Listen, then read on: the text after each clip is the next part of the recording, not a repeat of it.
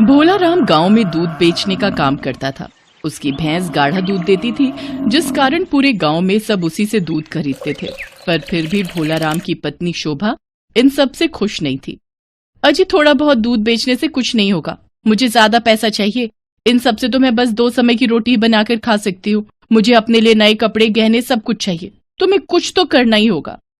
अरे भाग्यवान, तुम्हारे सामने हमारी भैंस जितना दूध देती है उतना तो मैं गांव में बेच आता हूँ। अब उससे जो भी पैसे इकट्ठे होते हैं वो मैं सब तुम्हें दे देता हूँ। पर तुम ही बताओ मैं क्या करूँ? जितना मैं मेहनत करता हूँ उतनी कर लेता हूँ ना। पर मेहनत करके भी क्या मिल रहा है? हम ही हैं जो ईमानदारी के रास्ते पर चलते चलते बूढ़े हो जाएंगे, और लोग हैं बेईमानी से कमाकर कोठियां खड़ी करके बैठे हैं। उन्हें तो कुछ नहीं होता, आराम की जिंदगी बिता रहे हैं। मेरा ही नसीब खोटा था जो तुम्हारे साथ ब्याह कर लिया। भोला राम दूध बेचने निकल पड़ता है। उस दिन उसका मन दूध बेचने में बिल्कुल भी नहीं लग रहा था। उसके दिमाग में अपनी पत्नी शोभा की बातें घूम रही थी। भोला राम दूध बेचकर घर पहुंचा तो शोभा का चचेरा भाई गणपत आया हुआ था। वो पड़ोस के गांव में रहता था और वहां दूध बेचने का काम करता था। शोभा का भाई गणपत आजकल बहुत अच्छी कमाई कर रहा था। ये सुनकर शोभा हैरान रह जाती है। गणपत, तुम्हारी इतनी अच्छी कमाई कैसे होने लगी? हमें तो बिल्कुल भी समझ नहीं आ रहा। हमारी भैंस भी बहुत बढ़िया दूध देती है, पर वही रोजाना की थोड़ी बहुत कमाई ही हो पाती है। तुमने ऐसा क्या किया है, कुछ बताओ तो सही। अरे बहना, किया क्या है? बस थोड़ा सा दूध में पानी मिलाया, दूध की मात्रा बढ़ाई और ज्यादा से ज्यादा बेच दिया। बस किसी को कुछ पता भी नहीं चलता और दिन पर दिन अच्छी कमाई हो जाती है। पर गणपत, ये तो सरासर बेईमानी हुई ना। हम लोगों को दूध में पानी मिलाकर बेचें तो ये ठीक बात तो नहीं है। बस तुम तो ईमानदारी का रोना ही रोते रहना।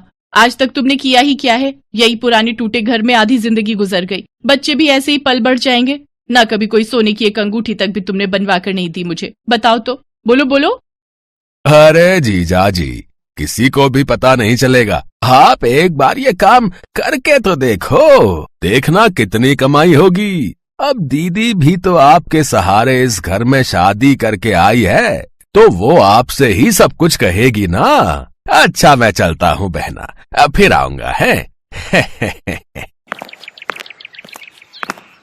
भोला राम अपनी पत्नी और साले की बात सुनकर थोड़ा सोच में पड़ जाता है और एक दिन वो वही गलती कर बैठता है जो कभी नहीं करनी चाहिए।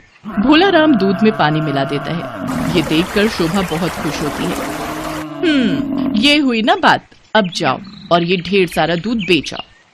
भोला राम उस दिन जब दूध बेचने गया तो उस दिन दूध की मात्रा ज्यादा थी, इसलिए उसकी कमाई बहुत अच्छी हो गई। अब जब कमाई अच्छी हुई तो थोड़ा बहुत लालच भोला राम के मन में भी पनपने लगा। अगले दिन उसने थोड़ा और ज्यादा पानी मिला दिया। अब धीरे धीरे भोला राम के मन में भी लालच पैदा होने लगा। वो दिन पर दिन दूध में पानी मिलाने लगा। जब आमदनी अच्छी हो गई तो भोला राम ने अपना घर भी ठीक करवा लिया और पत्नी को गहने कपड़े भी ले दिए। पर गांव वाले अब धीरे धीरे दूध को पतला पहचानने लगे। काकी, दूध ले लो, दूध। क्या बात है भोला, तेरे दूध में अब वो पहले जैसी बात नहीं रही। पहले 2 लीटर दूध भी आराम से पूरा हो जाता था। बहू भी कह रही थी कि बच्चे अब स्वाद से दूध नहीं पी रहे, दूध बहुत पतला है। भोला भैया, दूध में मलाई भी नहीं आती, 1 चम्मच भी मलाई नहीं उतरती। पहले इतना मक्खन बना लेती थी मैं। पता नहीं बहन जी, हो सकता है भैंस ने थोड़ा पतला दूध दे दिया हो, मौसम का फेर है। अब गांव के बहुत से लोग भोला को दूध के लिए टोकने लगे। इस बात को लेकर भोला थोड़ा परेशान हो गया। शोभा, मैं सोच रहा हूँ कि अब दूध में पानी मिलाना बंद कर दूं। अब तो हमारे पास सब कुछ है, अब तो हमें पैसों की भी इतनी जरूरत नहीं है। कहीं ऐसा ना हो लोग हमसे दूध लेना बंद कर दें। अरे कैसी बातें कर रहे हो? गांव में तुमसे ही तो सब दूध लेते हैं। अभी तक तो किसी और से लिया नहीं। चुपचाप अभी बेचते रहो, बाद की बाद में देखी जाएगी। शोभा की बात सुनकर भोला राम चुप हो जाता है। शोभा जितनी लालची थी उतनी ही महाबुद्धू भी थी। कहते हैं झूठ ज्यादा दिन तक छुपा नहीं रहता। एक दिन शोभा के मुंह से सच्चाई निकल गई। अरे वाह शोभा, तुम्हारा सोने का हार तो बहुत सुंदर लग रहा है। लगता है भोला भैया ने दूध बेचने के साथ साथ नया काम शुरू कर दिया है। हमें भी बता दो, हम भी इनको बता देंगे कि क्या काम है। हमारे इनकी तो कोई कमाई ही नहीं होती।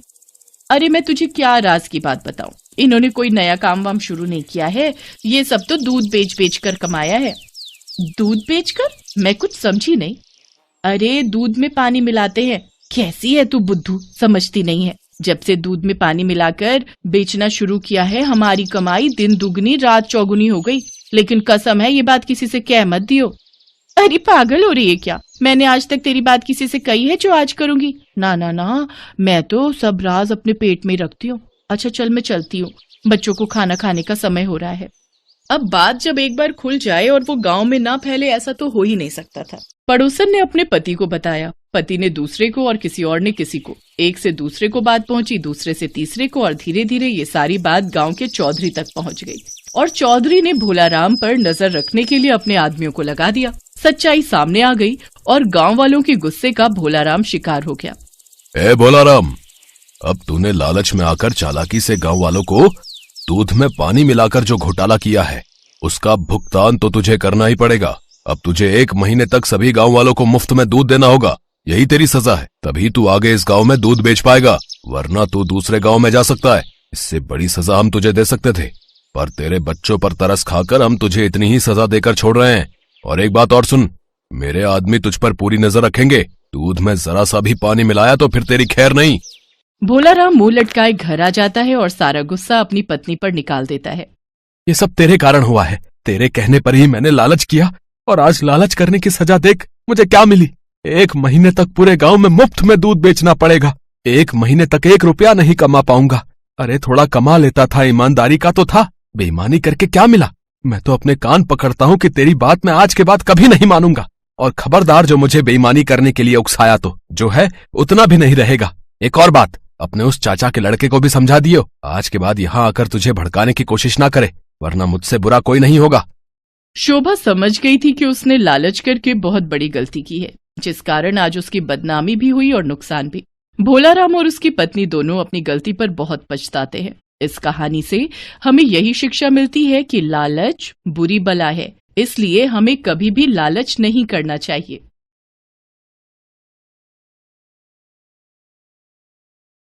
शहर से दूर एक चंपानगर नामक गांव था। इस चंपानगर नाम के पीछे बहुत ही भूतिया घटना है। शहर से दूर होने के कारण यहाँ दुकान यातायात की बड़ी समस्या थी। कोई भी जरूरी सामान लेने जाना हो तो सीधा शहर जाना पड़ता था। उसी गांव में चंपा अपनी छोटी बहन चमेली और बाबा के साथ रहती थी। अच्छा बेटा, मैं शहर किसी काम से जा रहा हूँ, कुछ दिनों में वापस आ जाऊंगा। तुम दोनों घर का ख्याल रखना। बाबा, मेरे लिए शहर से चाट पकौड़ी लाना, और मेरे लिए समोसे और पानी पूरी। अच्छा अच्छा, लेते आऊंगा। तुम दोनों एक दूसरे का ख्याल रखना, ठीक है? और कुछ जरूरत हो तो रामू चाचा के घर चले जाना है? जी बाबा। अच्छा, मैं चलता हूँ। चंपा और चमेली बाबा को दरवाजे से विदा करते हैं। दीदी, हम चाट खाएंगे, बड़ा मजा आएगा। मजा तो आएगा। कुछ दिनों बाद चंपा और चमेली के बाबा अपने शहर का काम निपटाकर गांव वापस आ जाते हैं और साथ में दोनों के लिए पानी पूरी और चाट भी लाते हैं। चमेली बाबा को देखकर बहुत खुश होती है।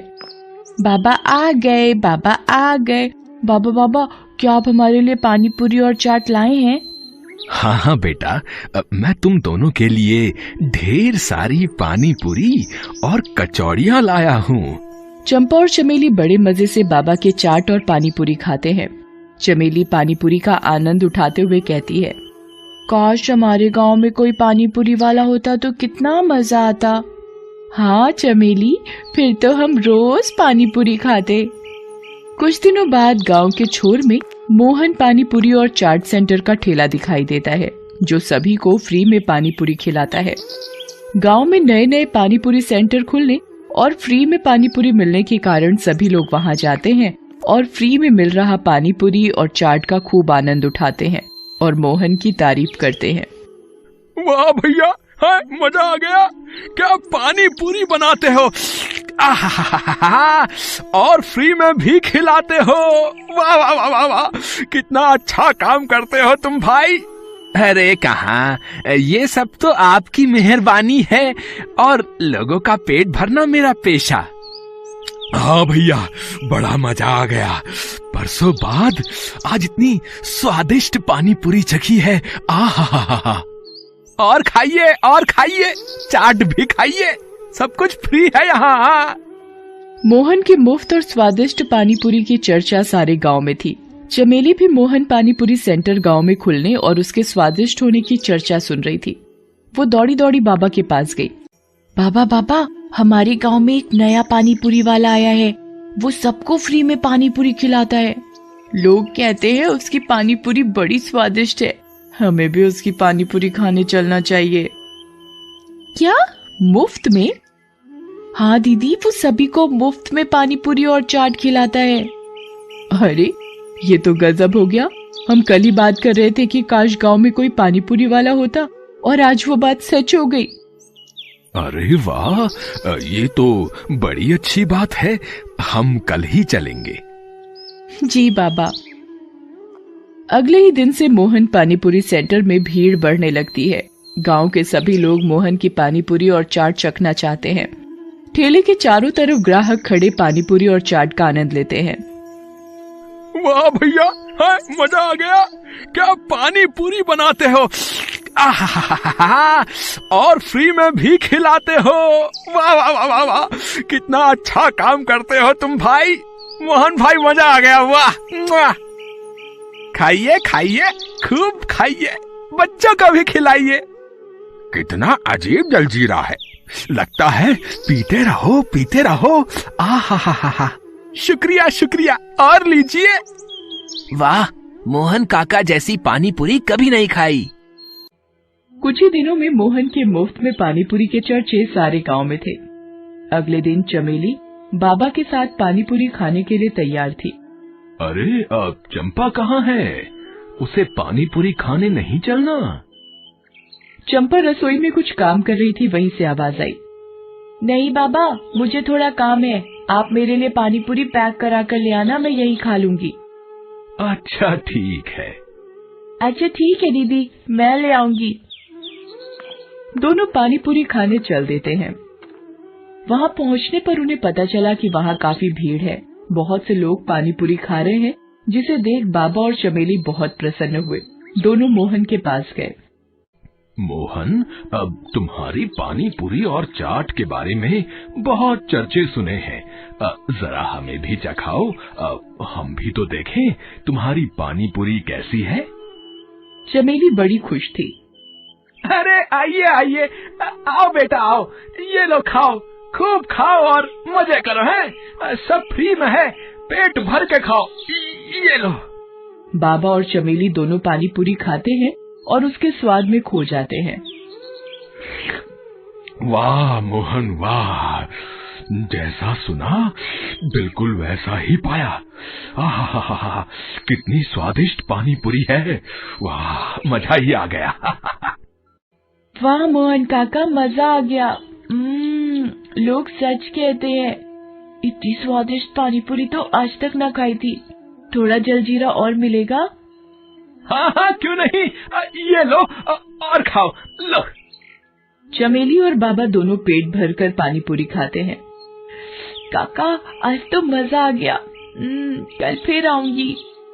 बिल्कुल बेटा, जरूर आना है, बिल्कुल आना। अच्छा मोहन, एक प्लेट पानी पूरी पैक कर दो। बाबा और चमेली चंपा के लिए पानीपुरी पैक कराकर घर ले आते हैं। चंपा उन्हें घर के करीब आते देख बहुत खुश होती है, लेकिन घर के नजदीक पहुंचते ही उनकी पानीपुरी की थैली को कुत्ते छीन कर ले जाते हैं। ये देखकर चंपा बड़ी निराश होती है। तुम निराश मत हो चंपा, हम कल फिर से पानी पूरी खाने चलेंगे। चंपा खुश हो जाती है। उस रात बाबा और चमेली के पेट में थोड़ी तकलीफ होती है, लेकिन कैसे भी उस रात उन्हें नींद आ जाती है। सुबह होती है तो चंपा को कराहने की आवाज सुनाई देती है। आह। उठकर देखती है तो दो बूढ़े व्यक्ति उसके बाबा और उसकी बहन की जगह लेटे हुए थे।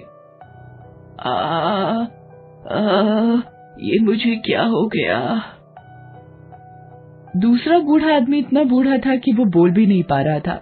सामने बूढ़ी दादी और बूढ़े व्यक्ति को देख वो अचंभित हो जाती है। अरे दादी, आप कौन है और यहाँ कैसे? और मेरी छोटी बहन चमेली और बाबा कहाँ हैं? अरे दीदी, मैं चमेली ही हूँ, आपकी छोटी बहन चमेली। पता नहीं कैसे मैं बूढ़ी हो गई। चमेली, तुम इतनी बूढ़ी कैसे हो गई? मुझे नहीं पता दीदी, कल रात तक तो मैं और बाबा ठीक थे, लेकिन आज सुबह होते ही मैं और बाबा चमेली रोने लगती है। चंपा भागकर बाहर जाती है तो देखती है कि वहां सभी लोग बूढ़े हो चुके हैं और दर्द के मारे कराह रहे हैं। हर तरफ चीखें और पुकार थी। चंपा दौड़कर रामू चाचा के घर जाती है। वो भी बूढ़े हो चुके थे। रामू चाचा आप कहाँ हैं? खटिया में पड़े रामू चाचा की आवाज सुनाई दी। बेटा, मैं यहाँ हूँ, तुम ठीक हो? हाँ, मैं तो ठीक हूँ रामू चाचा, पर ये सब क्या हो रहा है? सभी लोग बूढ़े कैसे हो गए? पता नहीं बेटा, कल तक तो सब बढ़िया था। जब से मोहन पानी पूरी और चाट सेंटर की पानी पूरी खाई है, तब से पेट कुछ खराब रहने लगा। और आज सुबह उठा तो पूरा गांव बूढ़ा हो चुका था, और मैं भी। चंपा को लगा जरूर इसमें मोहन पानीपुरी वाले का ही हाथ है, वरना कोई चाट और पानीपुरी फ्री में क्यों खिलाता। रात होने पर चंपा छुपकर मोहन के ठेले के पास जाती है तो वहां मोहन दिखाई देता है। वो जोर जोर से हंस रहा था। ये पानी पूरी नहीं, मेरे रसायन का कमाल था। अब मैं कभी बूढ़ा नहीं होऊंगा। चंपा चुपके चुपके ये सब देख और सुन रही होती है। अच्छा, तो ये बात है। मोहन खुशी में इतना पागल हो गया कि उसका रसायन का डिब्बा उसके ठेले से नीचे गिर गया, मगर उसने ध्यान नहीं दिया और वो अपना ठेला लेकर वहां से चला गया। चंपा उस रसायन के डिब्बे को उठाकर घर ले आती है। अगले दिन चंपा बहुत ही स्वादिष्ट पकवान बनाती है और मोहन के पास जाती है। मोहन काका, मुझे भी पानीपुरी खिला दो। चंपा को देख मोहन सोच में पड़ जाता है। अरे, ये लड़की कैसे बच गई? कोई बात नहीं, आज इसकी भी उम्र छीन लूंगा। अरे बेटा, आओ आओ आओ, तुम भी खाओ, ये लो है। पर एक शर्त है, आप इतने दिनों से हमें फ्री में पानीपुरी और चाट खिला रहे हो, इसलिए आज मैं भी आपके लिए कुछ लाई हूँ। ये लीजिए, पहले आप मेरे हाथों से बने हुए स्वादिष्ट व्यंजन खाइए, तो अभी मैं पानीपुरी खाऊंगी। चंपा सारे व्यंजन मोहन को दिखाती है। मोहन इतने सारे स्वादिष्ट पकवानों को देखकर खुद को रोक नहीं पाता। अरे बस इतनी सी बात, मैं अभी खा लेता हूँ। जैसे ही मोहन खाना खत्म करता है, वो धीरे धीरे बूढ़ा होने लगता है। ये क्या हो रहा है मुझे? चंपा हंसती है। वही जो तुमने गांव वालों के साथ किया। खुद का रसायन खुद चख कर कैसा लग रहा है भूतिया पानीपुरी वाले? मैं तो तभी समझ गई थी कि दाल में कुछ काला है जब तुमने पूरे गांव को फ्री में पानीपुरी खिलाई। पानीपुरी वाला धीरे धीरे बूढ़ा होने लगता है। अरे, मेरा रसायन कहाँ गया? मेरा रसायन कहाँ गया? तुम्हारा रसायन? तुम्हारा सारा रसायन इन्हीं स्वादिष्ट पकवानों के साथ तुम्हारे पेट में है। और वो भूतिया मोहन पानीपुरी वाला बूढ़ा होते होते गायब हो जाता है। धीरे धीरे सभी गांव वालों को उनकी उम्र वापस मिलने लगती है। अरे देखो देखो, मैं ठीक होने लगा, मेरी उम्र वापस आ रही है। चमेली और उसके बाबा भी अपनी असली उम्र में वापस आ जाते हैं। चंपा की ये बहादुरी देख सभी गांव वाले उसकी तारीफ करते हैं। चंपा, तुमने अकेले ही हम सबकी जान बचा ली, तुमने कमाल कर दिया। नहीं रामू चाचा, ये सब आपकी देखरेख का ही कमाल है कि मैं जल्दी ठीक हो पाई और उस भूतिया पानीपुरी वाले को सबक सिखा पाई। वाह चंपा बेटा, तुम्हारी चतुराई और बहादुरी से आज सारा गांव बच गया। मुझे तुम पर गर्व है बेटा। तब से सारे गांव वालों ने गांव का नाम चंपानगर रख दिया।